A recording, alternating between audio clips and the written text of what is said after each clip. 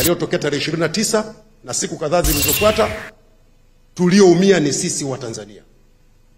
Wanaoandika habari za uchochezi kupitia mitandao, kupitia kwenye vyombo vya habari, hawako Tanzania, wanakunywa zao juice, wanakula kuku, wanalala vizuri, nchi zao zimetulia, madai yao yanapelekwa kwa mujibu wa taratibu za kisheria na yanafanywa kazi na serikali.